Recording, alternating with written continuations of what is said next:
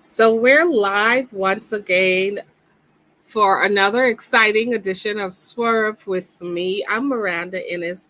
I'm the founder of Swerve. And for those of you who will be joining us, let me just tell you a little bit about Swerve. Swerve is a program I created a few years ago, 6 steps to help you create the life that you want and deserve. And I work with professional men and women who feel stuck and they're not quite sure about what the next step should be. And so we help them to figure it out. We help them to build capacity.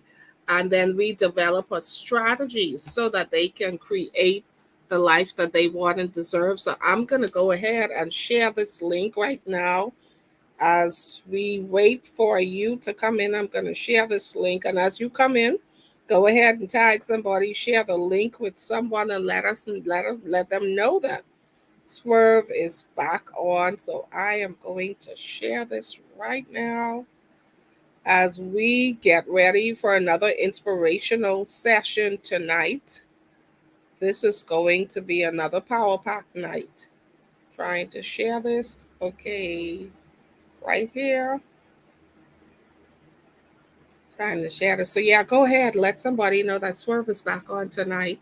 And we are very, very excited about this particular show.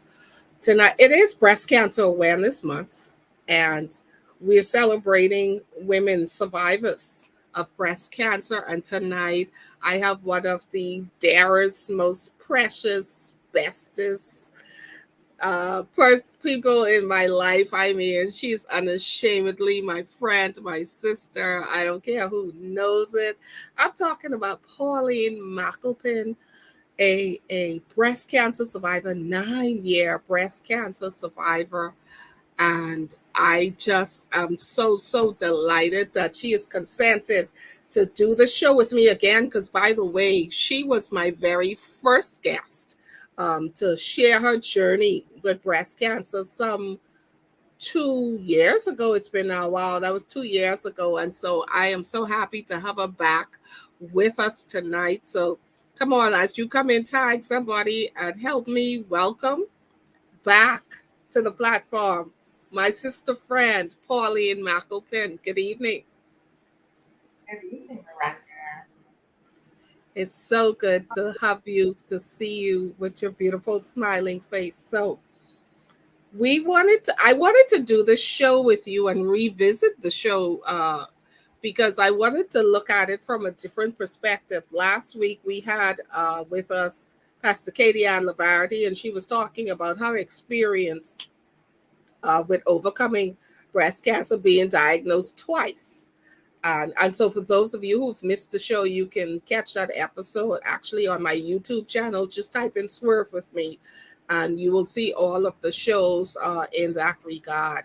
So, I wanted to do this show tonight, Pauline, because we were, I was talking and thinking about all of the times that we talk about breast cancer, and people talk about their journey and how they responded to chemo or to radiation, but you did something that few people have done, and that's why I call it. It was a bold, it was a courageous step, and upon advisement, of course, or you were presented with options after being diagnosed with breast cancer, and you decided to have what they call a bilateral or a double mastectomy. Now, a lot of women, they go through the treatment and they don't opt to do this particular procedure.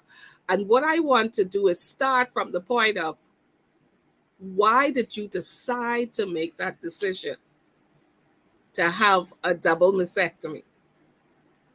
Okay. Well, I spoke to my doctor after that consult. Like you said, we had option. He gave us option. He gave me option where I can keep the breast, take off one, uh, or just have some people have like a lumpectomy, just clean out the breast and keep it and all that. So my thing was to him and my brother and sister, what was along with me. Um, our question was to him, okay, if we take off one breast, what is the chance of cancer coming into the other breast. His thing was, he said, sometimes it happens, sometimes it don't. We also asked him, so what do you suggest? His thing was, I cannot make that decision for you. That's something that you have to do. So my thing was, you know what? I don't want to go on, it might or it might not happen. I just say, let's just take off all two. Because how I look at it, I usually say they're friends, they're connected. So I didn't want to take the chance. I didn't want to do like years later, oh my God, it came back in the next one. I didn't want to do that. So I said, you know what? Let's just take off all two one time. Mhm. For me, that's a peace of mind. Where did you get that kind of strength and fortitude to make that kind of decision? And what was the period of time between you actually, the doctor actually making recommendations or presenting the options to you, and you coming to that conclusion that I'm gonna just have this double mastectomy? Actually, right after the same day as the diagnosis, when I had the biopsy and came back to get the, well, let's just say the second visit that I had. So it probably might have been like 3 weeks between me taking out him doing the biopsy and coming back to him to see what I want to do. Whether I want to do chemo, whether I want to do radiation, whether I'm going to take off the one breast. So it might have been 3 weeks, the longest. I made that decision. At any what at any point was there an emotional turmoil going on, or once you made up your mind, you were like, okay, let's just do this? Once I made up my mind, in my mind, I choose life. Hmm. This was my thing, Miranda. I said, okay, the real ones, and I had to make a joke of myself. I said the real ones tried to take me. The real one tried to take me out. So let me just take a fall two one time. So I just say, you know what? I want to live. Let me just take it off. Let me just take off both. I don't want to have the. I don't want to come back 9 years, 10 years later, probably even 5 years later, and say, and friends to tell me, say, okay, Pauline, we find out that this thing got bent to the other breast. So I had, my thing was, I just want to live. So Just want to live. if this gonna help me, let me just take it off. So that was my thing. That was just my thought. I didn't have no doubts. I didn't say, well, I wonder. I just say, let's just take it off and Did deal you? with whatever later. Uh-huh. What about your femininity? Did you feel challenged? Like, oh my God, I'm not gonna have breasts anymore. Like, what? I This is how I was brought up. Um, Focus more on the inside. And one thing my mom taught us, it's the inside. See, during that time, I really believe the inside of me, what all of the reading of the word, all of the worship manifests itself on the outside. So it didn't have nothing. It didn't make me less than a woman. Nothing. I felt fine. I felt Mhm. fine. So me picking up my breast didn't say, oh, no breast? What? No, I what one of my nephews said to me when my breast did come up, he said, wow, I'm calling you as a little girl again. And I would say, yes, I mean, you just You were just able to handle it mentally. If you're just joining us, I'm talking to Pauline McAlpin. Go ahead and tag somebody because we're gonna get deeper into the whole surgery and mindset and the process. So tag somebody as we move along. So you did the chemo, and how much time after the chemo did you actually have the surgery? actually I had the surgery first. Oh, okay. Yes. Yeah, I had the Mhm. surgery first and then I had chemo. And how So many rounds of chemo did you do? I had 6 rounds of chemo. Six Okay. rounds of chemo. Yeah. I didn't have to do radiation because he said to me, because I took off both of my breath, I wouldn't have to go through the the process of radiation. And probably also it was because of probably the stage of the cancer, where the cancer was, and all of that stuff. So what stage cancer did you have at the time? It was stage 2 cancer. Then he told me one thing he said to me, Miranda, that's why I'm so grateful and I didn't have any issue on taking out my breast. Because he said to me, he said, Pauline, this might sound crazy. He said, but you have a miracle in bad news. So I'm sitting there, really? He said, let me tell you what happened to this lump. He said, it's an aggressive cancer. The lump was getting bigger, but what the lump did, Miranda, it grew. He said the size of the lump should have spread, so the cancer should have spread. But what the lump did, it grew within itself. It developed its own bloodstream and it developed its own food. So it Mm, didn't no part of my body. So he said that's a miracle within itself. That should not have happened. So it was like this lump was on its own. It was like right. it just wasn't feeding nowhere. So I'm like, hey, Thank God it didn't spread anywhere else. yes, it didn't spread. And he said, because how aggressive it was, it shut up. But it didn't. It just grew it in itself.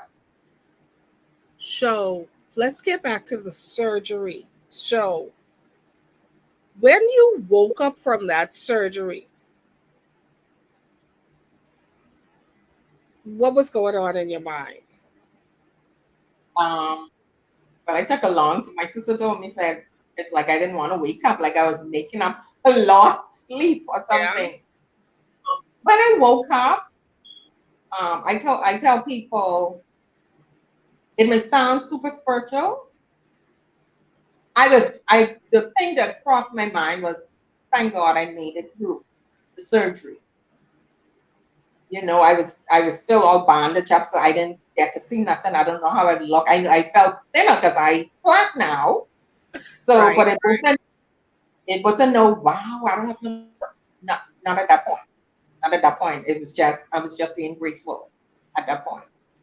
How long was it before the bandages were removed and you actually saw yourself? And then I want that reaction of when you actually see yourself for the first time, bandages removed with no breasts. Um, it was about 8 weeks. And then the bandages was removed. I had tubes and all this stuff for drainage. Um, when I saw myself, I was like, wow.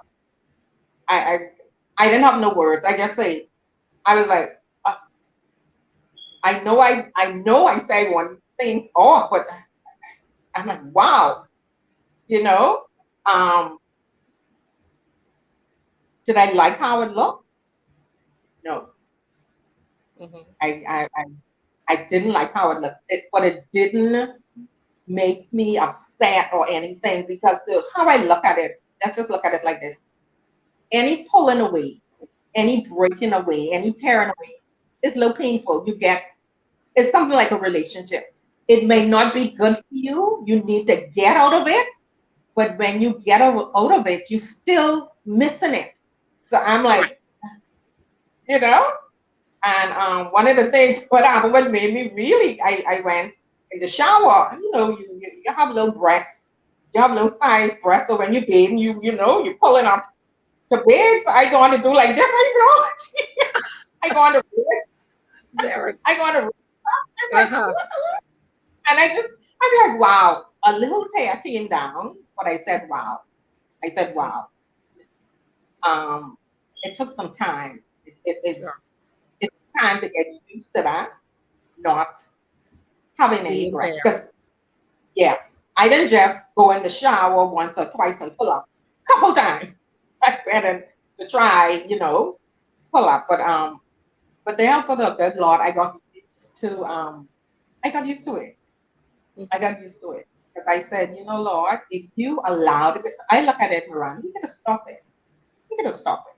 So my thing is, in my spirit, I say, if you allow this to happen, although I made the decision, if you Mhm. allow this cancer to come in one breast and and allowed me to decide that I want to take on both, I could be okay. Despite I don't like how this chest look, Mm-hmm. but when I look at myself, I just see life.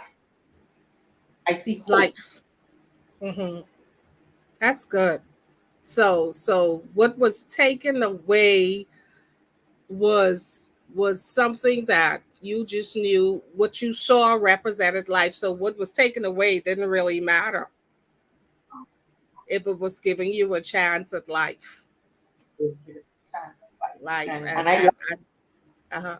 I look at it as I usually tell myself I don't have a problem going out without my pants. Oh yeah, I know. I I've seen you. You've been around. I went to my brother had a function one day to his house and he looked at me. He said, where your breasts? I said, I know it's something I forgot. You know, I couldn't remember what it was. I said, I mean, it's So you're different. just so comfortable, so mentally healthy and emotionally healthy because that is something that most certainly could It have was. an emotional toll, but you've handled it. Where did you find the strength? I think my prayer, not think, I know my prayer time. Like before my diagnosis, I used to pray all the time. Still do, but at that time I was working at my church. So I used to pray in the morning. I would go to work at 6:30 and I would lay before the ark until about 8:30, just praying. So I think the seeds that I sowed Hmm. in prayer, spending time with God, give me the strength to say, I could handle this. I could get through this. So when I look at my chest, when I look at the scars, the only thing in my mind say, you know what? The thing that came to take me out, I survived it. Yeah, So yeah. it's not a big deal. I mean, you could go put on breasts. I look at it also like this, Miranda. I say if I want to go small, I can be small. If I want to be big, I can be big. If I want to be middle size. So yeah, I You mean, can have it's reconstruction and have it any size you want. if I want to go without my pants, I can go without it. Hmm. You have to make life work. God give me another chance of life. I wouldn't say a second chance because I've been through other stuff what could have taken me out. So he give Hmm. me another chance of life. I would be ungrateful if I worry about me losing my voice. I would be Now, ungrateful. let me shift gears a little bit because um, with the healthy attitude that you have, I know there may have been times when people would have come and said something about your breast or lack of breast in their insensitivity and Right. and their cruelty. Just talk about some of the things that people had the nerve to even say to you at the time. Okay. One of the things was someone said, "Wow, you took off your breasts. Men like women with breasts." My response to that person was, and would still be today, any man that comes into my life who cannot appreciate what is on the inside would not have the pleasure on enjoying what God have left on the outside. So that's what I say. And I say again, if a man's supposed to be in my life, God is gonna prepare him. He's gonna accept me for who I am. Hmm. So I didn't worry about that. It's not nice. Everybody can't handle that. Right. Because I know I talked to somebody before and that was their concern. I'm taking off my breast and I don't have a husband. So what? You probably, if you don't make a decision to do certain things, you probably won't live to have a husband. Hmm. Okay, that's what I had to think. The next thing, someone said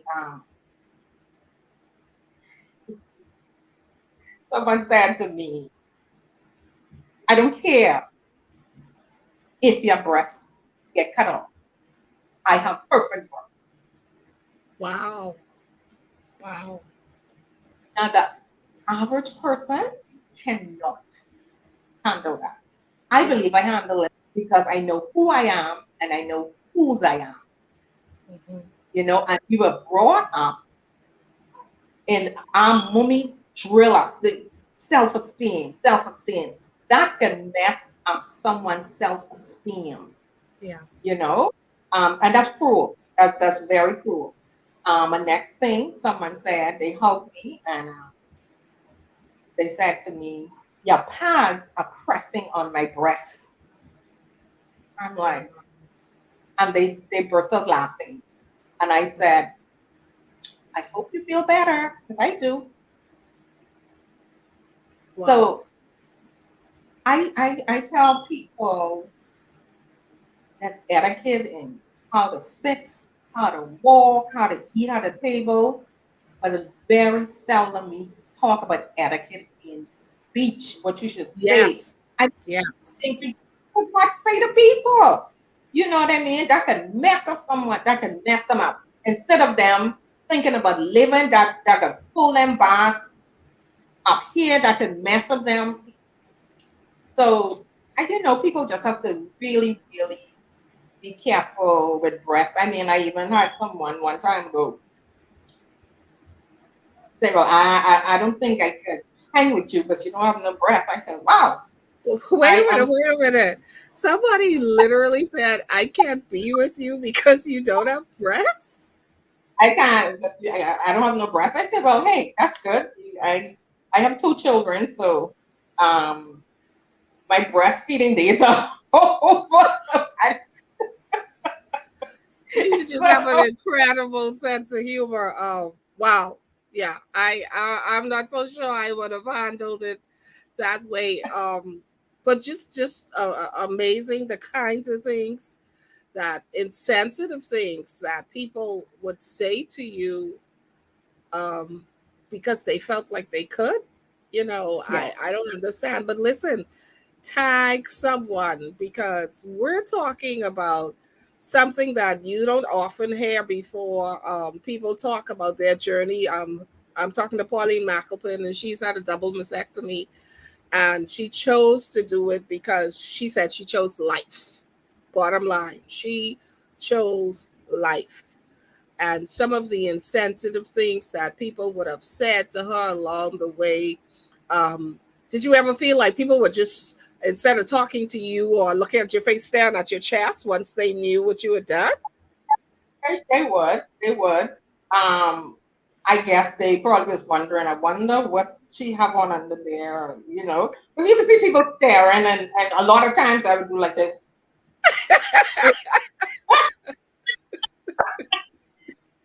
like come on, and Like, and and I. what are you looking for? Hmm? I said, they were like, you're like, what are you looking for? What are you looking for? I mean, what do you want to see? What's the problem? So I think we need to be. I think people need to be trained, not just dealing with people with cancer, with any kind of terminal disease, with any kind of disease. What not to say? That is so important, Miranda. That is so important. That people's statements and their cruelty, just what I say, and I really believe it is my personal belief. A lot of time, disease don't kill people. It's people in sensitivity, non-supportive ways and evil ways. That is just white people right out. They go in a state of depression. And you can't be depressed while you're dealing with chemo treatment and surgery. At least you shouldn't. I'm sure that can affect your treatment because you're already feeling a little bad and tired, and you're dealing with the emotional. It's more emotional than physical, I believe. Because once you hear that word cancer, some people is like, oh my God, I'm done. Yes. So to deal with that, and then you getting one or two breasts cut off or whatever decision people decide to do, and then for someone to come and say something so insensitive, that's very, very, now a few times I had to catch myself because I'm like, really? And the Holy Spirit, and that's why I try my best not to give the devil the opportunity to get into my mind. into my Yeah. thinking and thoughts, because the stuff that I heard that was thrown at me, I probably would have killed myself Hmm. if I didn't have a relationship with God, because of people insensitivity of your journey. My thing is, if you don't understand the journey, just step back a bit. Hmm. Give people a chance to go through if they want to be a little down. Give them a chance to be down, but be there for them, not to be, to encourage them to say, listen, this too shall pass. Hmm. God chose you for for just this journey. It's not only for you, it's to encourage somebody else. But again, you're not trained in that area for some reason. Let me just read one of the comments. Joba says, I found breast cancer in one of my patients. She had a double mastectomy. As I am an ultrasound technologist, I see this a lot. So I understand her decision, meaning she understands your decision. Cooley says, you're right. You are so right, rather. You have to stay away from negative people. You have to stay away from negative people. So day by day, as you began to look in the mirror, um did it have, when you saw yourself each day, rather, because I mean you're looking at yourself every day now, what are you saying to yourself as you see yourself on a daily basis? Or it's just like, hey, this is who I am. I'm not really saying anything to myself because I've already accepted who I am. Yes. So mhm. At the beginning, like I said, I was like, wow. When I look at the scars, um, actually my body actually could tell a story because I had a few surgeries for other Mhm. things. So when I look at myself, I say, God, I say, these scars are something else. Every day I have to tell myself, it's okay. It's okay. I keep telling myself, it's okay. It's okay. And one of the things that I hold on to, Isabel, is preach a message. Nothing lacking, nothing missing, nothing broken. And I held on to that message. I said, despite they're gone, nothing is missing on me. I know they're not there, but I say it's not missing. I'm not broken. I'm still the same person. Something is not on me, what I start off with, but they're not, I'm okay. And I have to tell myself that every day. If I feel myself, when I look in the mirror, if I feel myself looking at the scars, because the scars, they hurt every now and then. Because I have, my sister always tell me I just pick up everything. So they still hurt at times. So I heal poorly. Okay. Okay. So I listen. So when I anoint myself with the oil, I said, I'm okay. I'm okay. I'm okay. And I keep saying that. I'm okay. I say, the Lord loved me. The Lord loved me, and this journey is not unto death. I say I'm gonna be, I speak life over myself despite I Yes. didn't like what I saw. And I did that until one day I go up and say, hey, it is what it is. This is it. Yeah. If I choose to change it, then reconstructions or whatever. But if I get it, I'm okay. If I don't, I'm still Still okay. okay. Still okay. Yes. Did you ever buy into what people were saying that like you won't be attractive to man anymore? Did you ever buy into that?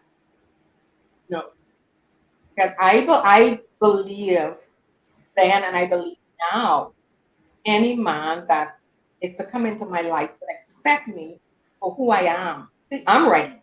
So I believe God is getting the man ready Right, to right, to right. to appreciate. See, I'm just, my life tell a story. So the man that come into my life have to be able to appreciate my story, Yeah. not to be ashamed of it, not to. So I didn't think I looked less attractive to a man or anything. No, that never crossed my mind or anything. I kept my same because beauty begins within. Yeah. What actually helped me, like I told you, I think my inside, what was on the inside, my upbringing, the word of God came on the outside. So to me in the mirror, I look fine. I look Mhm. fine. And I believe whoever God sent in my life later down, they're gonna feel the same way. They're gonna feel the same way. And hey, let's look at it like this. If you don't like me this way, he'll say, okay, hon, let's just go get some reconstruction. you know? Hey, if you don't like what you see, fix it. Okay, like you fix it, whatever. But I'm good. I'm good. I absolutely love your healthy um, mindset. Love your healthy mindset as you've dealt with some of the harshest statements that people would say to somebody, and your involvement. And I know you counsel a lot of people on the side as they go through. What are the most challenging things that you've seen over the years? Because it's been 9 years for you in recovery, but one of the most challenging things that you hear repeatedly that women are challenged with as they go through this process of dealing with breast cancer treatment and whether or not they decide to have a mastectomy? What's been some of the most challenging things? One of the things is they don't want to lose their breasts. They're afraid to lose their breasts. And the thing is, Miranda, they don't have to. I mean, they have ways. Like I said, you can have a lumpectomy. You could take. I mean, they just clean out your breast, so you could go. You could go. But that's the first thing. They don't want to go through that. I mean, the bottom line is this is a battle we didn't choose. Mhm. So they don't want to go through it, and I understand. So that's one of the things I was saying. I don't want to lose my breast, and I don't. My husband or my fiance, whoever, I don't know how they're gonna feel about me. So that's a major thing for them. The next thing is a lot of people. You changed it, they were, but am I gonna lose my hair? How am I gonna look without hair? I mean, you don't have if you lose your hair, if you like hair that much, just put on just put on some. It's and that's my thing to them. If you don't want nobody to see your bald hair, just put on a wig. Put on a wig if that's your issue. Talk about They to that me, because with you, let's sorry. Um, go ahead. let's talk about the hair. I'm glad that you threw that one in because everybody you know you had like really long, beautiful hair, and then your hair started to come out after chemo. Now, what was that like? I was like, oh no. Actually, that Was it easier that for the hair to go on the breast? Which one? unfortunately people will think that's crazy. But and hair could grow back, right? Hair could grow back, but all I know myself is hair on my back. I love my hair. I really love my hair. But when and what was so amazing, just before chemo treatment, is like my hair was growing like crazy. It's like the center of my back, past the center of my back, just growing. And when the oncologist tell me say now, because of the length of your hair, I usually tell my patients just cut it off so it wouldn't be so dramatic. So I'm Hmm. like, really? So that's me. I playing brave at that point. I said, yeah, man. I said, okay, okay. My sister right there looking at me like, really? Like, okay, you can do this. So, the first treatment, my hair still was going good. Boy, I was just brushing and doing my ponytail, saying, yeah, yeah. I even look into they have this, it's like a cool cap they say you can put on your hair, on your head, that you wouldn't lose your hair. I was even thinking about that. My sister checked and say, okay, we probably can look at that, but they say it'll be like you're in a freezer box. And then we Oh, say, you know what? You're not serious. Just do that. So when I cut my ponytail, went to the hairdresser and I cut the ponytail off, Miranda was like, oh my God, that's the best. I was like, that tears came down my eyes with that. I was like, oh my God, my hair is going. So instead of me cutting it all off, I just, shoulder length, and I have this dream, say, okay, since I lose my hair, I'm gonna have a little short, little sexy, sassy cut. When I walk out the hairdresser store, the breeze started to blow my hair out. The Wow. breeze was blowing my hair out, Miranda. So I had to go to the barber and ball it. Uh-huh. So Now, feeling that shaver go through and touch your scalp, what was that sitting in that moment? How did you feel? Miranda, I I really felt that. That one hit me. That hit me. You I felt like you said were to naked. You felt like you were just naked. honestly, I said, God, I said, what's going on, man? I mean, I know, although she said you're gonna lose your hair, I didn't even expect it to come out to come out that quickly, to start falling out that quickly. I could have just pulled it, it was just coming right out. But when I was in the barber, I I talked to the Lord. I said, God, you said a woman's hair is a crowning glory, and you allow my hair, you allowing me to lose my hair. What the deal is here? What I praying to myself and around the Holy Spirit say, because I will now become your crowning. I say, here, see you in a new season. Wow. I like the Holy Spirit pulled me out of that very quickly. I probably think that could have get me into a little Depression or something. yeah, yeah, that could have do me in, but I think because of the relationship and the worship that I had already done prior to it, the Holy Spirit said, "I let me pull her out now. Let me pull Hmm. her out now. It's important that you go through this after." I tell people I couldn't make it without God. I really couldn't. I couldn't. I couldn't make it without God. I couldn't make it without support. Hmm. Support. Because when my hair ball, my sister and my niece they ball their hair also to Wow. to be with yeah Hmm. during that time. So you had Yeah. this really strong support system from your family. Talk about how important that was to get through those days when you may have been feeling down. Yes. Another thing that I think is so important for any kind of terminal disease, anything that you go through, is support. My belief around that, I could be wrong, but this is my belief. Diseases most of the time don't kill people. When you don't have that support around you, you just is like, just Lord, just take me because you don't have no support. So my family being around was major, major, major. One of the things one of my brothers said to me, like when I first got diagnosed, he said, you don't cry. He said, now let's beat this thing. That's major support. My Hmm. sister was my sisters was there every step of the way. All of my treatment, she was there, making sure when I take these chemo treatments, let's go. You gotta get a little walk. Now I feeling horrible now.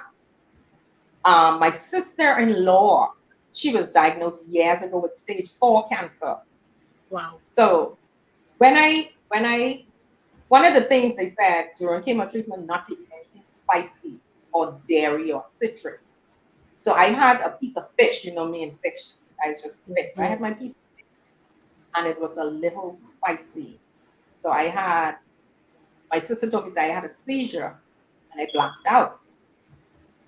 My sister-in-law, Beth Burrows, she came there that day. Miranda, she do me so bad. I thought I did something wrong. She said, get up on this bed. This is not cancer. Get up. You're not supposed to be like this. That's the point. Yeah. That's Yeah. the point. Now, I was feeling, listen, if you'd have blow, I probably would have fall back over. That's just how bad I felt.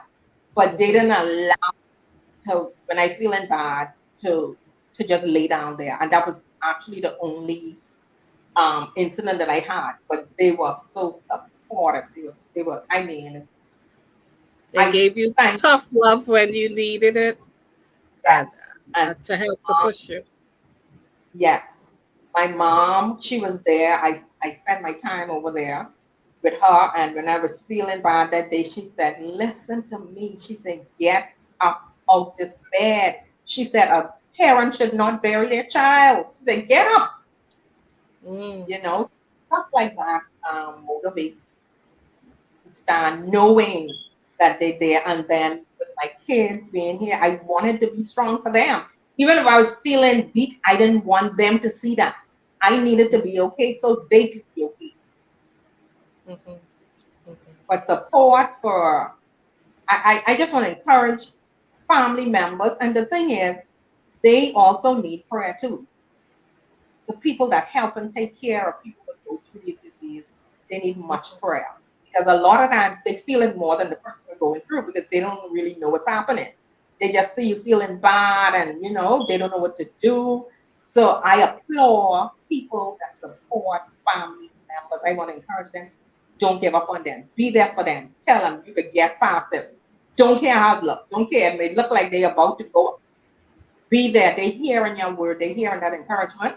And your encouragement, your support, you being around them, encouraging them to say, I have something to live for. Mhm. So that's Okay. very important. Let me get to some comments. Oh, good evening, Erica, watching from Exuma. Joba says, you, with every decision, you must have the right frame of mind. And with God in control, you will overcome this. Yolanda says, you are amazing. God is faithful. Dion Carey says, yes, we must look and love ourselves regardless of how others think or feel about us. And Joba says again, you are beautiful inside and out. As you, it's been 9 years. 9 years. Excuse me.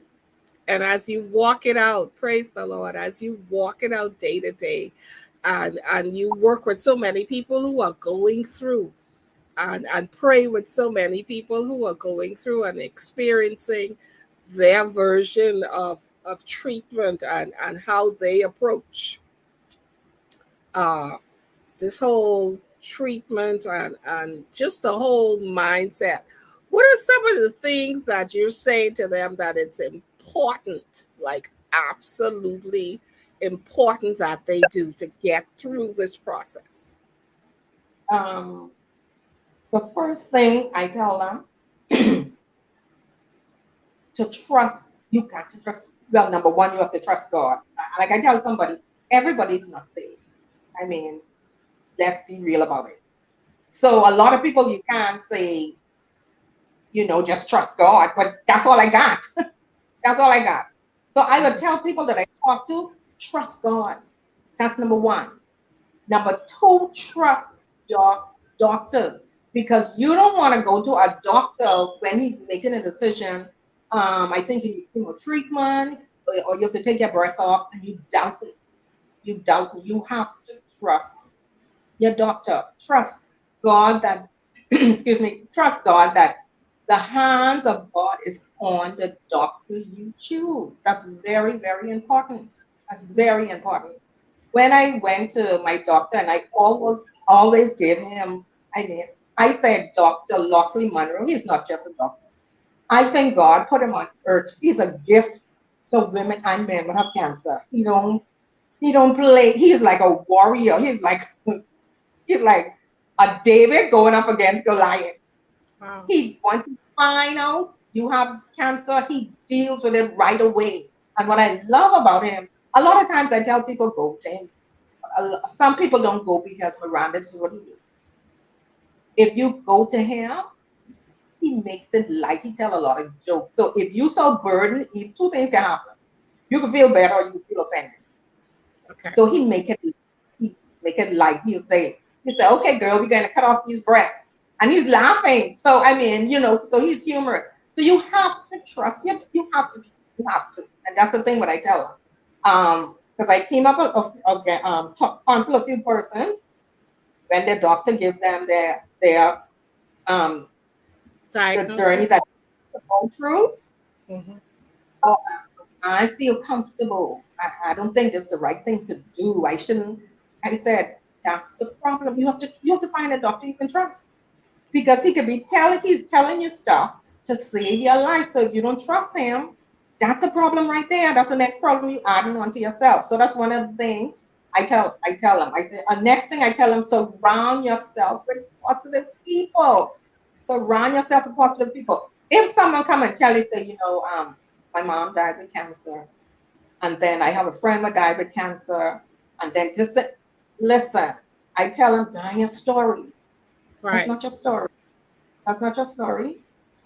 Okay, I sorry. I praise everybody that dealt with cancer and went home to glory. That's the story they have. But you have to, I usually tell them, put in your mind, you could be same. So if there's some negative people around you, you love them, just back up a bit. Back up a bit. You don't have to be disgruntled again. Just back up a bit. In that season, you just can't be around them. Some come back, some don't. You don't worry about the set who don't come back. We thank God for those that remain. And that's what I tell people. Just be positive. Trust God, trust your doctor, have positive people around you, and have awesome support. Those things, Miranda, I think we could get through any situation. It don't even have to be cancer. Right. Once you have your life, once you have those steps, Mhm. that's it. If you're just joining me, I'm talking to Pauline McAlpin. She's talking about her decision to have a double mastectomy and the whole process of going through losing her hair, the right attitude, having a great support system on her side. And let me get back to some more comments. Erica Williams, awesome. I like your strength. Hey, Godfrey. McAlpine Sr. says, to God be the glory, great things he has done and will do. Erica again says, great. I like your confidence. You can get through this is to trust God and rely and depend on Him. So, lost your hair, lost your breasts, didn't lose your mind, you know, didn't lose your worship, didn't lose your praise.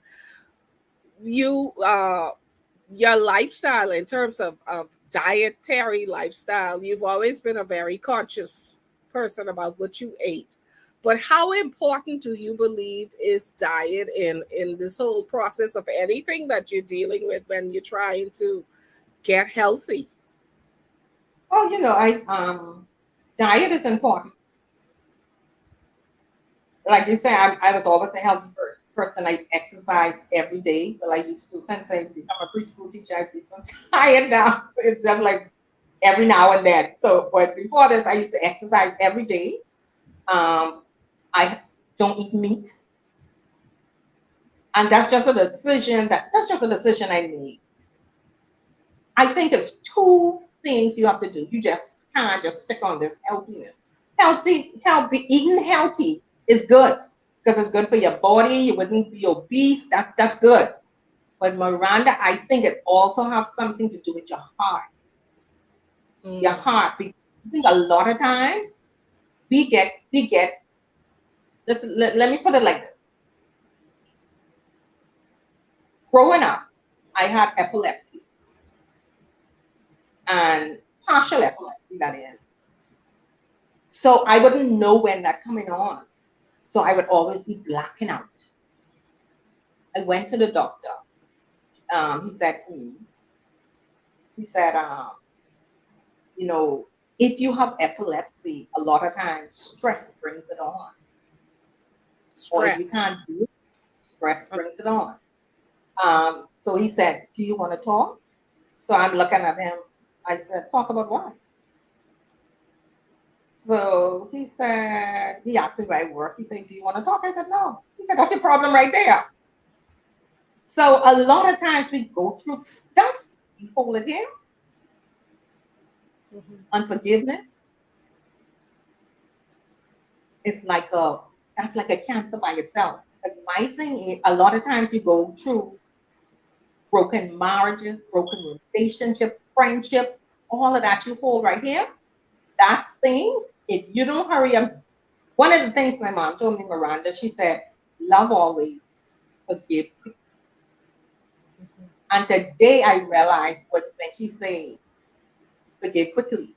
Because if you don't forgive quickly, if you don't allow God to heal you, that hurt, that unforgiveness, that have to find a way to come out your body. Whether it come out through cancer, heart attack, whether you're stressed, whether you want to commit suicide. So I say your mental state and eating properly go together. Because Miranda, if I just say if you eat poorly, you could get cancer, well, I got it. Right. I'm a healthy eater. I exercise it. I think I'm at a good weight. Mm-hmm. So what something else was going on. So it's this Some, combination of things, making sure internally that you're emotionally and mentally healthy as well as physically healthy. It's obviously a combination of things. it A is. combination of things that happen, a holistic approach to our lives in general, Yes. Yes. Yes. Sad, regardless. Go sad to ahead. say my doctor told me that that was a stressor. It was a stress what? Stress lump. Oh, wow. Yes. Yeah. So that's why I said it's a combination. It's a combination. So we got to be real with ourselves. We got to be honest with ourselves. What's going on in our life that can make us sick, that we holding on to? Let's get rid of that. Let's eat properly and let's come together and it can make sense. Yeah, so let me repeat that. You're saying that it's a good time to be it's important rather to be self-aware, to be Yes. self-aware, to understand what's going on in your life. What are the triggers in your life? What are the stressors in your life, and deal with them. Get rid of them at all costs because they can manifest into any form of illness, any form of sickness or disease. You know, for one, it may be cancer. For another, like you said, it may be a heart attack, diabetes. I mean, it could just manifest in so many different ways. And that's why it's so important that we live from the inside out, that we Yes. understand ourselves, understand our situations, and you know what? Find somebody you can talk to. Exactly. Find Exactly. someone you can trust Yes. to talk to. Because the reality is, we were not created and designed to bear burdens. Jesus Mhm. is the burden bearer, not us. Right. Right. We Right. aren't wired that way to carry these things. And some people boast about, you know, I don't talk to anybody. I keep Mm. this to myself, and they don't understand the possible harm, a danger Yep. they are putting themselves in or keeping themselves in when they say that there must be someone on planet Earth, must be someone Yes. you could talk to. Gotta There be someone. must be, yeah, must be someone that you can trust to release something to, so that you don't have to carry it. And too many people find themselves in that position, feel they can't trust anybody. And then, just by nature of fact, too, there are certain positions that we hold, certain jobs that you have that require uh, that certain level of what I want to call it. I mean, like secrecy, you Yes. know, certain, but even if it's somebody on the backside of Africa that you could talk to, you still have to find somebody to be Yes. able to release lead, you know, no matter how confidential the position is that you hold. I'm Yes. glad that you said that. And I love when you said your mom said to love, would say, Always. love always and forgive quickly, and forgive Yeah. quickly. I believe that's something that all of us can hold on to. Love always, forgiving quickly. As you look back over the 9 years of surviving cancer, what are some of the lessons that you've learned just from going through the process, and the fact that, first of all, anybody going through any sickness or disease, I'm the first to say that you have to approach it from the standpoint that God chose you to go through it. Yes. He didn't just allow the enemy to come in and do whatever he wanted to do with you. And so the fact that God chose you to go through a process, he obviously trusted you and trusted that you would be able to handle it. So, what are some of the lessons that you've learned over your past 9 years of surviving this thing called cancer? It has made me more aware of what people go through. I'm a compassionate person, but I went deeper with my compassion because everybody is going through a battle. We just don't know. So that's always my thing. Be careful how you handle people because you don't know what they're going through. So my heart has gotten bigger, has even gotten more softer for people around me. People were going through stuff. Because the thing is, a lot of people would go through cancer or any disease. People, they're afraid to share it. Some people are embarrassed to share it. So I'm always conscious of that. That's the major lesson I've learned, Miranda, is to be more caring. I know I can say to myself, I think I have a good heart. I think I have a caring heart. Um, I'm concerned about people, but it went to another level over these 9 years. Over these 9 years. Um, it also, I usually tell people, listen, know your body. I learned that over the 9 years. I realized that over this 9 years. Listen, if I wasn't, my family used to say, or my sister come and say, you like to go to the doctor now. But it's all about knowing your body. If something feel out of whack, listen, don't just lay there and say it could go away tomorrow. Mm-hmm. Early detection save lives. So over the 9 years, I take note of everything in my body, of things. If someone come and tell me they going through something, I'm more compassionate. I want to listen. Did you check the doctor? Did you did you pray about it? And then sometimes you don't have to pray. Go to the doctor. Pray while you're going. So Yes. I am over these 9 years. My antennas went up. I got more concerned. I look at people. If somebody passed me, I'll just say, you could sense. I think my discernment went up a notch higher over the 9 years because now I am more sensitive to when people pass me. I'm just praying for them because I'll be saying, you don't know what they're going through. I wonder if they went get themselves checked out. Stuff that I never used to think about. I never Mm. used to think about it now because I Yeah. mean, yes, I wouldn't think I would be talking about no breast cancer. I mean, as far as I'm concerned, I was going my business, doing the will of the Lord. Right. So my thing was, I know the first time I had an incident, oh, not incident, okay, I had something called fiber cystic breast, and all it is lumpy breast. Okay, so I went and I got that checked, and they said it's fine. And a friend of mine asked me, say, is it cancer? I said, no, man. So this me now, life and death and the power of the tongue.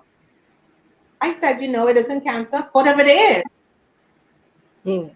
God have a plan and a purpose for this. Not knowing 3 years later, I would be dealing with it. And so I guess God said, okay. And then two, we're saying God is a healer, Jehovah Rapha.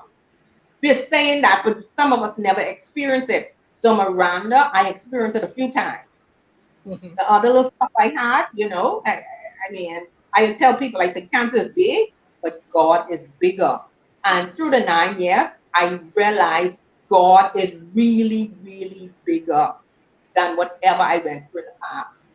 Hmm. So I learned that. I learned that.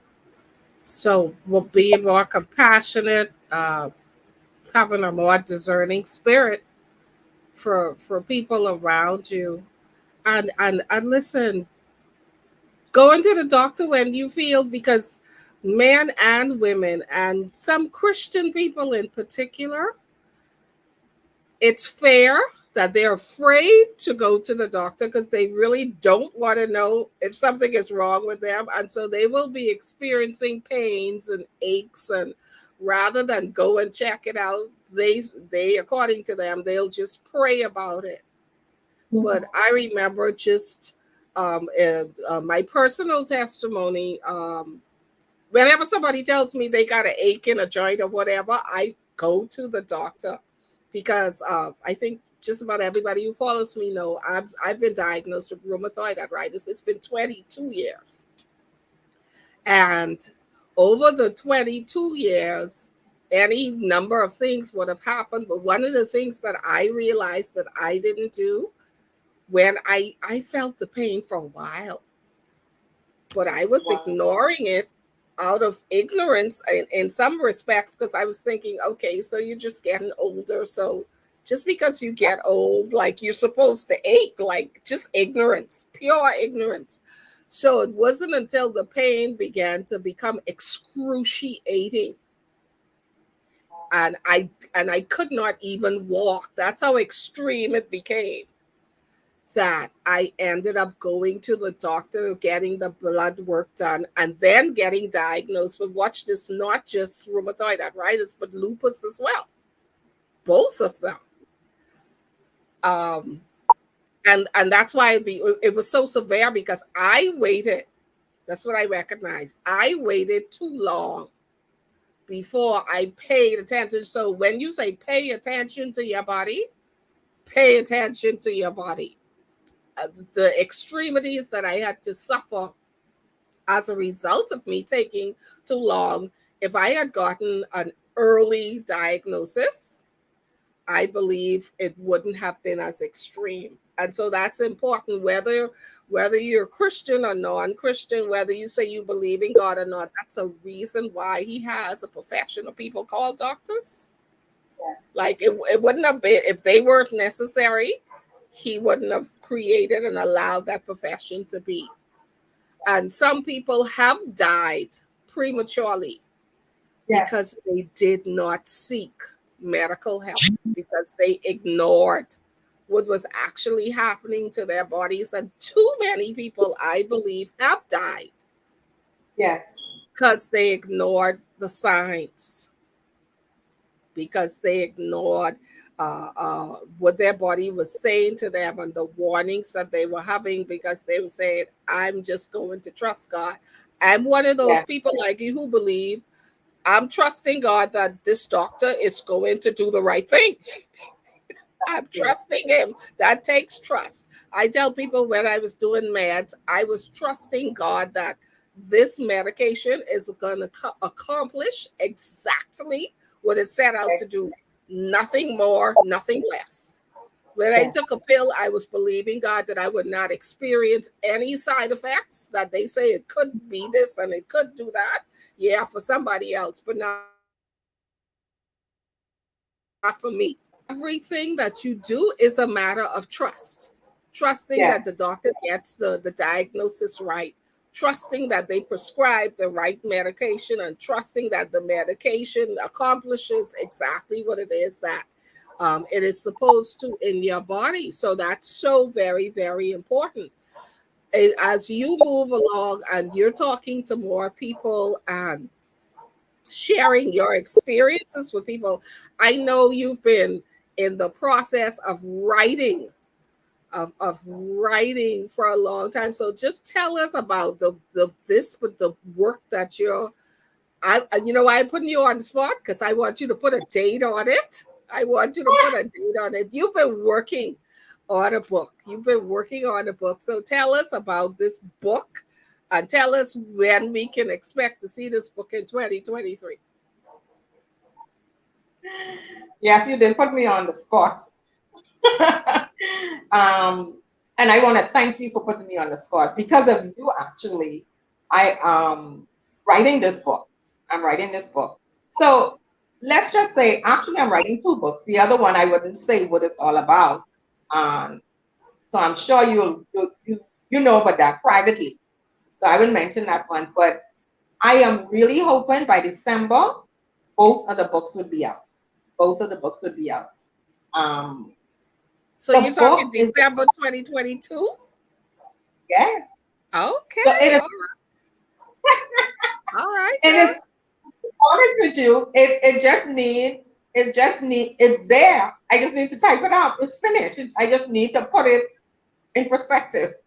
Okay. Yes, Okay. All right. yes. December long overdue, Miranda. It's like it's long overdue. But being on Swerve and doing your Swerve classes, one of the things I pick up from you is it's never too late.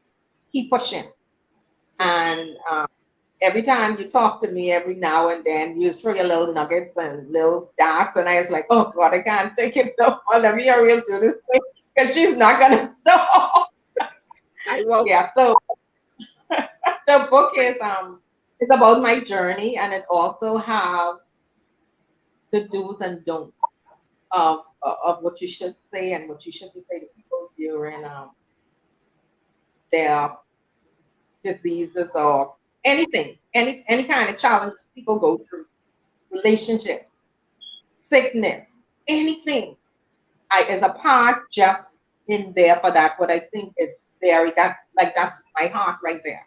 That's my heart right there. And the book is called The Battle We Didn't Choose. The battle. Say it again. The Battle We Didn't Choose. Yeah, I love that title. The battle we didn't choose. I absolutely so look out for that. Of course, she's gonna be back when that book is published, showing it to all of us.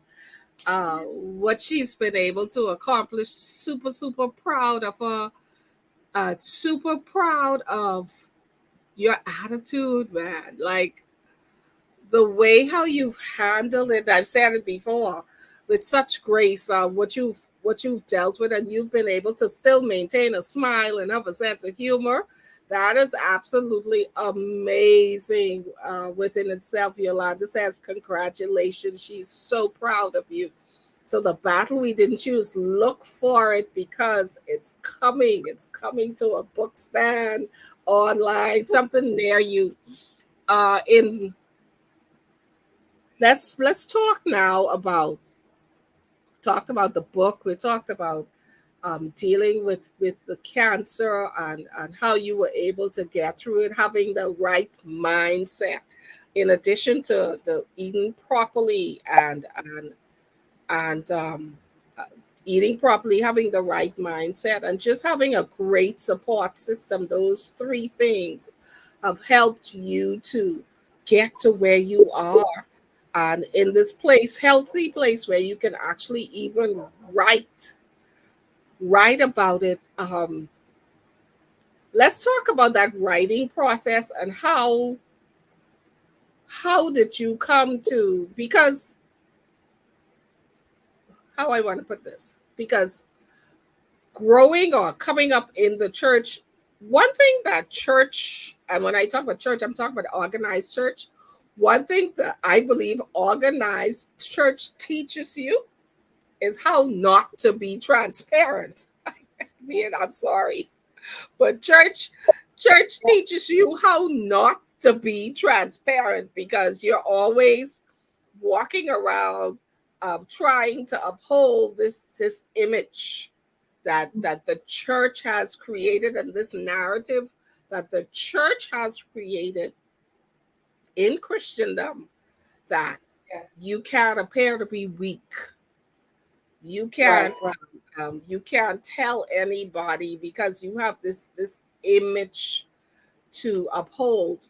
When did you decide that no, I need to start telling my story? When did you come to that conclusion, and how? I came to that conclusion when I joined Swerve with me, Oh when wow. I joined your class, and Uh-huh. you mentioned some stuff that really hit home to me, and I think one of the things I could remember you said was everything you go through. Now, that's how I interpret it. Everything you go through, it's for a reason. So, what you could do with it? What are you gonna do with what you go through? What you gonna do with your journey? So right then, that's why I tell you, I really behind with this book. Right then, I said, you know something, and you know me, I private. I mean, I super private. I'm a super private person. You know how I go, Miranda. But I said, you know something, if I went through this thing and it's for the glory of God, how am I gonna give God glory? I'm not gonna be able to give him glory if I just keep this to myself. So one of the ways to do it is to write it. And through that writing, it's going to encourage somebody, it's going to help somebody, it's going to let them know cancer is not a death sentence, it's life after cancer.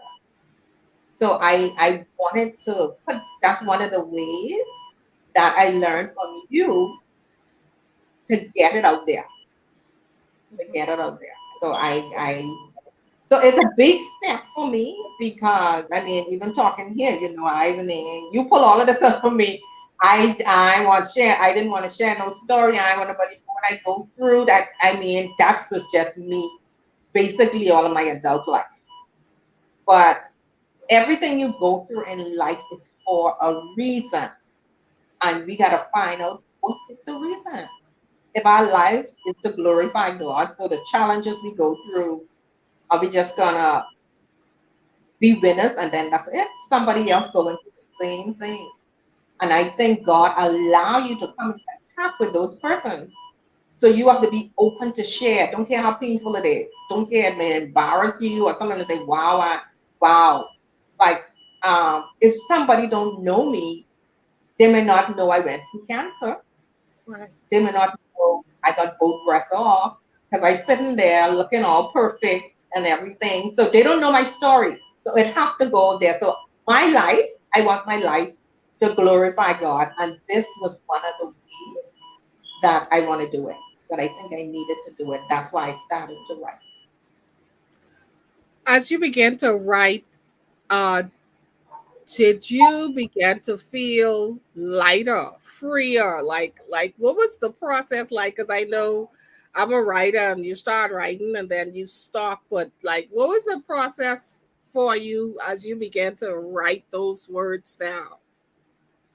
I felt lighter. And I think because of me writing, I am freer to talk now.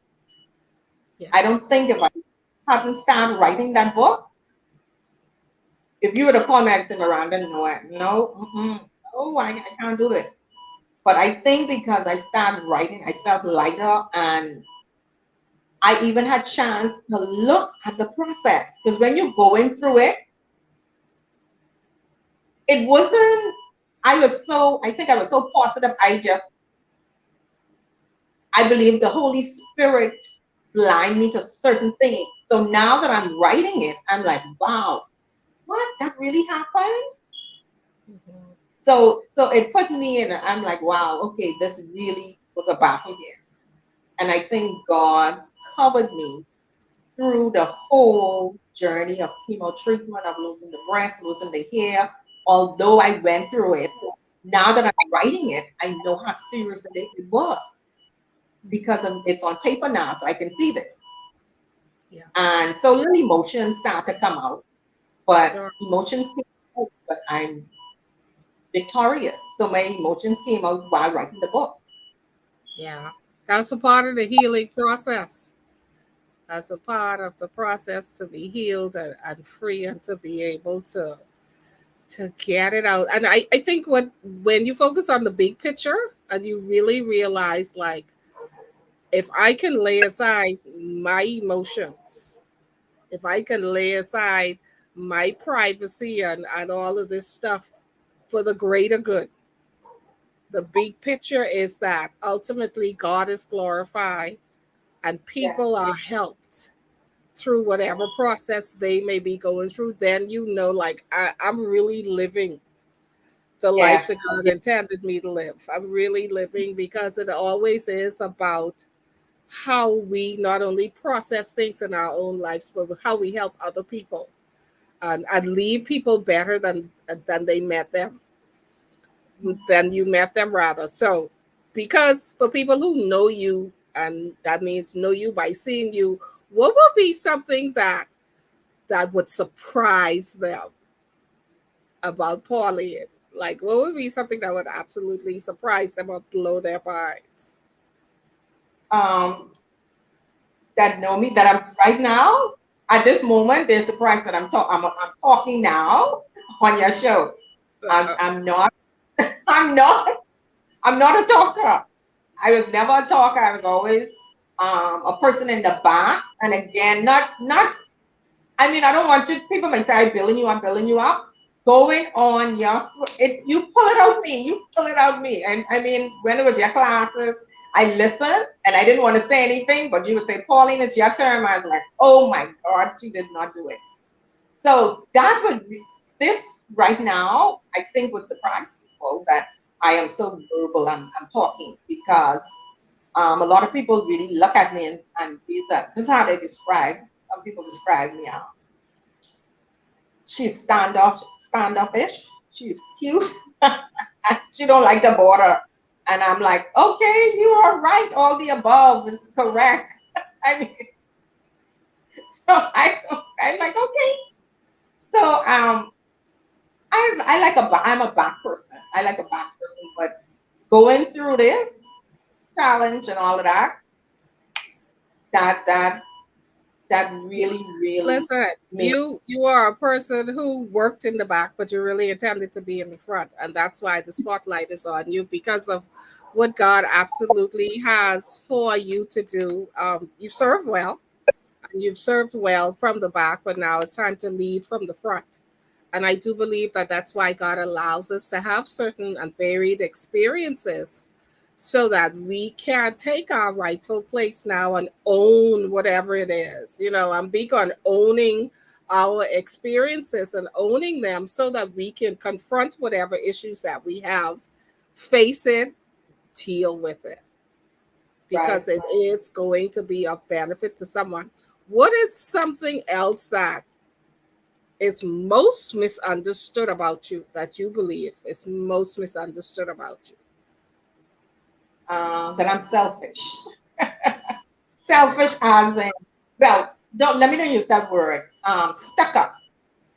Stuck up. That's what a lot of people. Self-absorbed, all into yourself. Yes, Yeah. yes. Like she don't bother. I mean, I'm a friendly person. I mean, I don't have a Anybody lot of. that knows you know that that is absolutely so opposed to the person that you are, meaning that you're self-absorbed and all into yourself. I mean, Yeah. I know you. I know so much more and better than that. But if there's one thing, if there's one thing that you would leave, like if this is the last interview you ever did, which it won't be, um, which it won't be, which it won't be, even if I'm doing it myself, because there's just so many more layers and stuff that we could talk about. But if there's one thing that you would want people to know about just being processed, not cancer, but just going through the process, what would that thing be like? What would you want to say or leave with somebody or anybody right now, 918, who's going through anything? Yeah, let's just talk to that person no matter what they're dealing with, whether it's a bad relationship, a failed relationship, whether it's dealing with an illness. Speak to somebody right now about the importance of having this right mindset and what they need to be doing as they walk it out. You well, hitting off on what you say, you have to healing. I believe healing begins in the mind. It begins in the mind. Despite what you're feeling, it begins and it starts in the mind. So you firstly you believe in yourself. Believe that you have the strength to go through whatever. My script, one of my scriptures is, God is not gonna put more on you than you can bear. Don't care how big it is. Don't care how big it is. Whether you're in a divorce, that didn't catch God by surprise. Whether you was in a relationship and it went back, that didn't catch God by surprise. You got diagnosed with cancer, diabetes, whatever it is, it did not catch God by surprise. So you gotta believe that whatever comes your way, you can be a winner. So first, you gotta believe in yourself. Believe in yourself. You Mm-hmm. know, believe in yourself, and you can get out. Don't care how painful you are. Yeah. Move, keep moving, and say, you know what?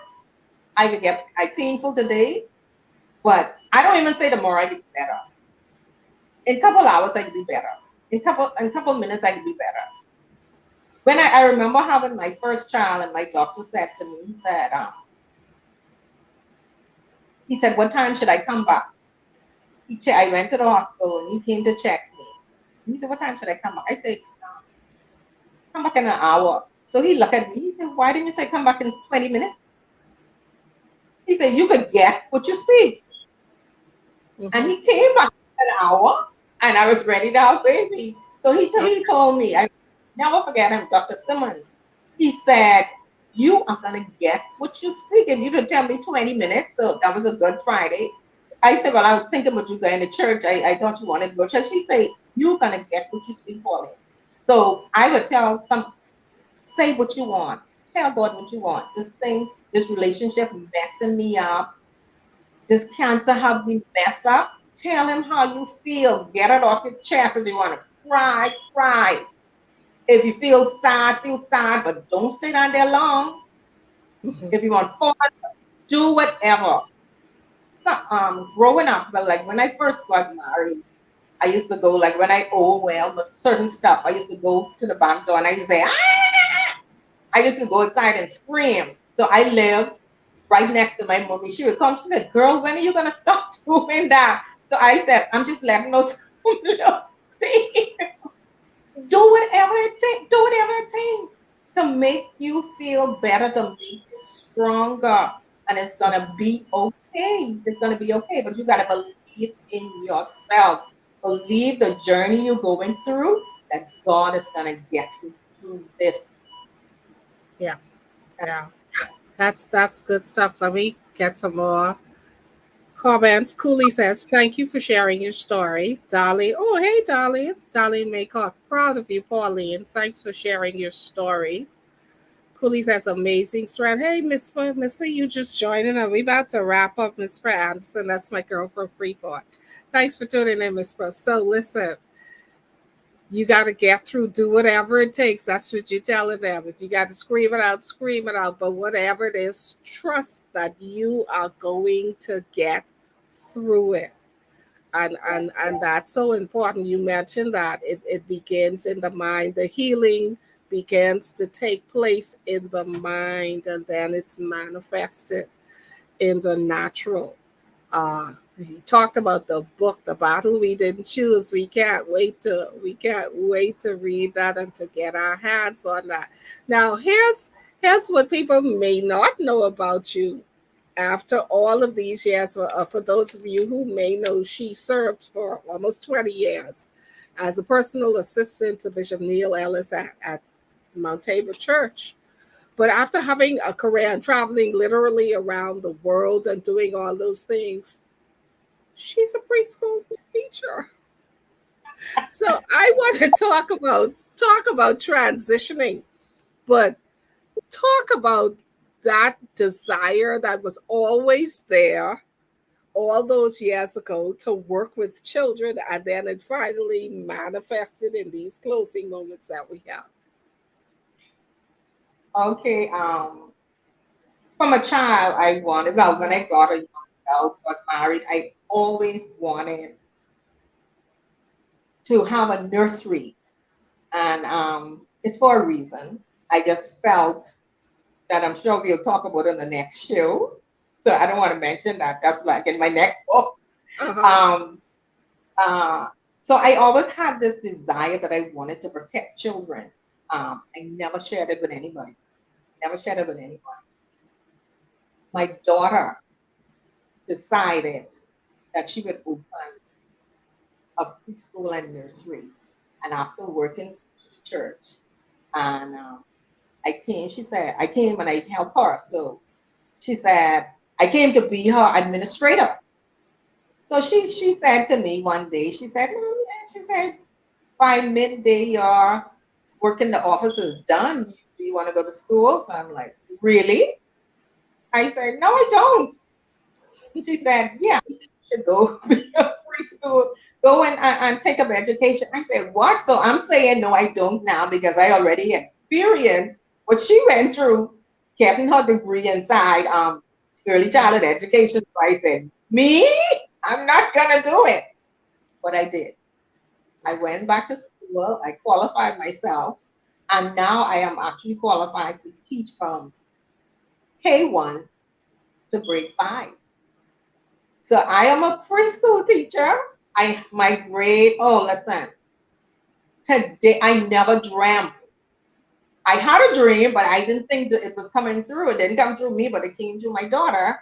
And she pulled it out of me. So now I am in class. I have like 3 groups of kids. In the morning, I wake up for them. Different from my lovely grandmother, of course. I wake up in the morning. So like when I look at myself now, I was like, wow, if I didn't have the right frame of mind going through my process, going through this journey with cancer, I wouldn't be here to help in part in the next generation. So Yeah. I love it. I love it. I'm excited to teach them. This, if I could have moved, I would have show you it. This Friday, one of my past students, she graduated 2 years ago. She stopped by and she bought me some flowers. I'm like, oh my God, so I'm excited. I remember 3 years ago, when it was cancer awareness. That's one of the times I don't wear my pad. So I try to make a point to my students. So I'm explaining to them what cancer awareness is all about. And I told them, I said, so Miss McAlpin got both of her breasts cut off. So everybody said, what? So there was this little boy there, 4 years old. He said, he hold up his hand. He said, Miss McAlpin, your breast got cut off? So how big it was? So that was just so, that was just, that was just crazy. I said, that's the only thing you could ask me, how big it was, So It's hilarious. I'm excited. I'm excited. I'm excited about it. We always, I said, my daughter, she listen. She is I call her a Hitler sometimes. So a lot of times I have to tell her, listen, I'm still your mother, although you're my boss, still your mother, but she makes sure I am keeping up to date, going to seminars and all this stuff. I mean, I finished a course a couple months ago. So I am qualified if I want to or if I desire to open my own preschool. Yeah. So I That's took a awesome. director's course. Yeah, so I took a director's course and I finished that. So I'm excited. So I didn't know after 20 years that I would have been Switch rebranding myself. careers. Yes, yes. So I enjoyed it. So I think this, despite I loved what I did at the church, I think and I know I could say this is what God called me to do this season right now. Because I don't just teach them. We have our favorite time with the kids is devotions.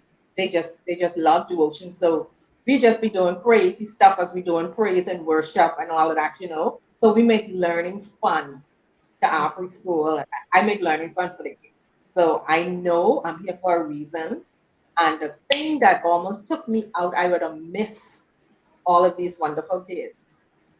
So say the name of the preschool for somebody out there who may be considering who's in Nassau and maybe considering a preschool or looking for one for their child or grandchild. What's the name of the preschool? It's You Learn Academy. It's located in Yamacraw Beach Estate, and the number is 324-6436. And 324 you would, 36. yes, you would not regret it. And what I love about our school, Miranda, is all of our kids, everyone that graduated from Learn Academy, either they go to the top stream or they skip a grade. Mm, So, okay. so So you're you don't producing babysit. high achievers. High Yes, achievers. yes, Absolutely. yes. Well, thank you so much, Pauline. This has been such a delight, and thank you for your transparency in sharing your story and all of the tips that you've given to help people who may be going through or have or are still in the process or may be about to step into some difficult challenge in their lives. I believe that you've given enough food for thought through your personal experience. I will be able to help someone to go through whatever process it is that they may be going through. You'll definitely be back because we have so much more to talk about. So we're looking forward to the battle that we did not choose in December. In December, you said it, and y'all heard it here first. Oh, and Swerve, for me, thank you so much. Thank you so much for being with us. And I'll see you all again next week. Hey, Kayla from Texas, thanks for watching. Yolanda says, thanks for sharing. Stay positive. Great things ahead. Good night, everybody. Thank you for tuning in. Bye bye. Oh, by the way, next week, Monica Jones. I mentioned her this week, but it's actually next week. Her story about 10 years of abstinence. She wrote a book, and we want to hear that story for sure. How she did it, why she decided to do it, and how she's continuing to walk through the process. So next week, Regina Jones. Monica hails out of North Carolina. So be sure to tune in to Swerve with me Sundays, 8 p.m. Eastern, 7 Central. Good night, everybody.